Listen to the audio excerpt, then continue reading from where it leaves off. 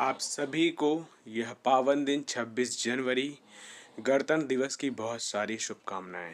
आज का यह पावन पर्व 26 जनवरी केवल एक तारीख नहीं बल्कि भारत का गौरव, आत्मा और संविधान का प्रतीक है। ये वही दिन है जब भारत ने सहयोग, समन्वय और संकल्प को धारित करके देश में स्वयं को एक संप्रभु, समाजवाद, पंथनिरपेक्ष, लोकतांत्रिक गणराज्य के रूप में स्थापित किया। इस महान उपलब्धि के पीछे असंख्य महापुरुषों का योगदान रहा, चाहे वो आज़ादी की लड़ाई हो या संविधान बनाने का संकल्प, जिनमें प्रमुख रूप से बाबा साहब अम्बेडकर, डॉक्टर राजेंद्र प्रसाद, सरदार वल्लभ भाई पटेल, मौलाना अबुल कलाम आज़ाद, BN राव जैसे सभी ज्ञात और अज्ञात नेताओं, निर्माताओं की दूरदर्शी सोच और अथक प्रयासों के कारण 26 जनवरी 1950 को भारत एक गणतंत्र राज्य बना।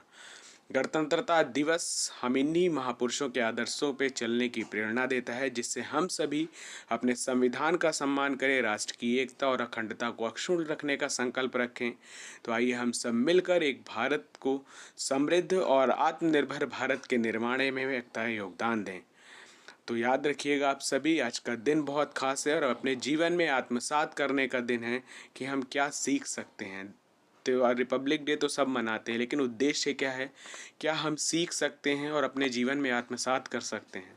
तो ध्यान रखिएगा, बहुत सारे लोगों का योगदान रहा है। तो आज हम गणतंत्र हुए हैं, तो आप ध्यान रखिएगा इस चीज़ को। आप ध्यान रखिएगा, संविधान एक दिन की सोच नहीं है, पूरा ड्राफ्ट बना है जो हमारा भारतीय संविधान है। अगर आप कभी उसको पढ़िए, अगर आप जुड़े हैं तो पढ़ेंगे ही, और इसमें क्लासेस भी बहुत सारी पढ़ी हैं जिसमें आर्टिकल्स भी कवर किए गए। किस तरीके से कितना गहन अध्ययन करके संविधान को बनाया गया और उसमें सारे चीज़ों को लोगों के द्वारा, बहुत सारी चीज़ें जिस तरीके से हम लोग, इतने सारे लोगों का उसमें दिमाग है। अगर आप देखिए, हर चीज़ का जवाब आपकी संविधान देती है। और यदि आप पूरी संविधान नहीं पढ़े तो आप एक बार प्रस्तावना पढ़ के देखिएगा, लगभग चीज़ें आपको उसमें समझ में आएंगी। भारत में कितने प्रकार के न्याय हैं, कितने प्रकार के समता है, स्वतंत्रता है, किस तरीके से। तो आप एक बार पढ़िएगा ज़रूर। निश्चित तौर पे भारत के नागरिक होने के नाते भी आपको एक बार पढ़ना ज़रूर चाहिए। आपको अपने मूलभूत अधिकार पता होने चाहिए कि हमारा संविधान हमें अधिकार क्या देता है, हमारे कर्तव्य क्या हैं। बात तो करते हैं लेकिन कर्तव्य की बात नहीं करते, तो हमारे अपने कर्तव्य भी पता होने चाहिए।